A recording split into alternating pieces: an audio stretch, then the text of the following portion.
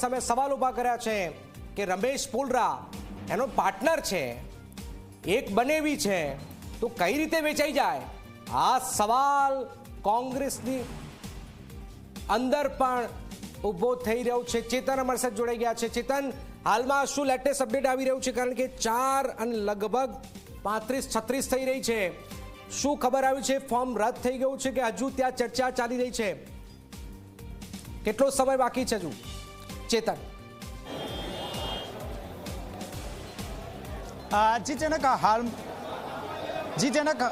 જી જનક હાલમાં ચર્ચા વિચારણા શરૂ છે। હાલમાં નિલેશ કુંભાણી તેમજ તેમના જે લીગલ સેલના જે એડવાઇઝર છે, આ ઉપરાંત ભાજપ અને ભાજપના જે એડવાઇઝર છે, જે સેલના જે અધિકારી છે, તેઓ પણ અંદર હાજર છે। મહત્વની વાત છે કે છેલ્લા અડધા કલાકથી અંદર ચર્ચા વિચારણા ચાલી રહી છે। જે રીતે કલેક્ટર સૌરભ પારગી દ્વારા લેખિતમાં જે નિલેશ કુંભાણી છે તેમને જાણ કરવામાં આવી હતી કે 4 વાગ્યા સુધી તેઓએ સમગ્ર જે મામલે સ્પષ્ટીકરણ કરવા ખૂબ જ જરૂરી છે।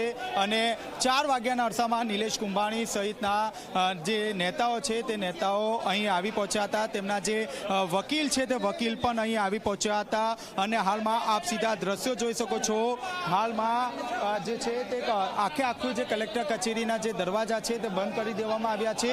પોલીસનો જે સ્ટાફ છે તે સ્ટાફ કડક જે બંદોબસ્ત છે તે બંદોબસ્તમાં જોવા મળી રહ્યો છે। ક્યાંક જે નવસારી લોકસભાના જે ઉમેદવાર છે નેસકભાઈ દેસાઈ, તેઓ પણ અહીં જોવા મળી રહ્યા છે। તેમની સાથે વાતચીત કરીએ।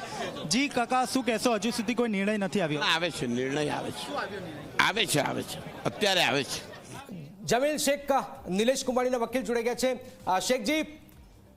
શેખજી, શું હાલમાં ખબર છે? ફોર્મ રદ થયું છે કે હજુ બાકી છે? જમીરજી, ફોર્મ ક્યાંથી રદ થાય? વાંધેદારે વાંધા લીધા અને રિટર્નિંગ ઓફિસર સાહેબે અમને નોટિસ આપી એટલે અમે ટાઈમ માંગ્યો છે। કેટલો સમય માંગ્યો છે આપે? અમે કાલ સવાર સુધીનો સમય માંગ્યો છે। કાલ 9 વાગે હિયરિંગ રાખ્યું છે। કાલે આર્ગ્યુમેન્ટ કરીશું। કાલે આર્ગ્યુમેન્ટ થશે, પણ શું આખી ભૂલ શું થઈ રહી છે? એમાં કઈ ભૂલ નીકળી છે? અમારી કોઈ ભૂલ નથી। ફોર્મ બિલકુલ વ્યવસ્થિત છે। ફોર્મમાં કોઈ ભૂલ નથી, કોઈ ટેકનિકલ એરર નથી। તો જે ઠેકેદાર છે તેમણે એવી એફિડેવિટ કરી છે કે અમે જે છે તે ફોર્મમાં સહી નથી કરી, બસ એટલી વાત છે। તો તમને સમય અપાયો છે ને હવે આવતીકાલ સવાર સુધીનો સમય અપાયો છે? જમીરજી જી, કેટલા વાગ્યા સુધીનો કાલનો? કાલે 9 વાગે અમારે આર્ગ્યુમેન્ટ કરવાની છે। તો હજુ જે ટેકનિકલ ફોર્મ રદ ગણાય કે ના ગણાય, આટલી જ વાત છે? 100% ન ગણાય ને। પેન્ડિંગ રાખ્યું છે। રિટર્નિંગ ઓફિસર સાહેબે અમને નોટિસ આપી છે, અમારે રજૂઆત કરવાની છે, ત્યાર પછી સાહેબે નિર્ણય લેવાનો છે। આ જે બંને સમર્થકો છે, કારણ કે નિલેશ કુંભાણીએ કહ્યું છે કે ભાઈ બંનેનું અપહરણ કરી નાખ્યું છે, તો આવા ઘટનાક્રમની અંદર તમે કઈ રીતે હવે આગળ પ્રૂફ રજૂ કરશો? એમને સાહેબ બહુ બધી બાબતો છે ફોર રિટર્ન।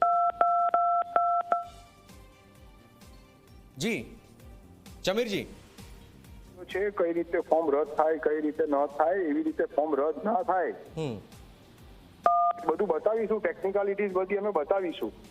અને જો જે રીતની ખબરો આવી રહી છે કે જો રદ થાય તો પછી આગામી લડાઈ શું રહેશે તમારી? એ તો હું તો અહીંયાનો વકીલ છું, પછી પાર્ટી જે નક્કી કરે છે, હાઈકોર્ટ સુપ્રીમ કોર્ટમાં જે કરવાનું હોય છે। જમીર શેખ જે નિલેશ કુંભાણીના વકીલ છે, એમને જે વાત કરી છે કે અમને 1 દિવસનો સમય આપ્યો છે, એટલે આવતીકાલ સવાર સુધીનો સમય અપાયો છે।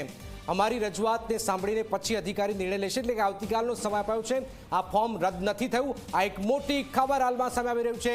અમે રિટર્નિંગ ઓફિસર પાસે સમય માંગ્યો છે, કોંગ્રેસને 1 દિવસનો સમય આપ્યો હોવાનો વકીલ તરફથી આ વાત કરવામાં આવી છે।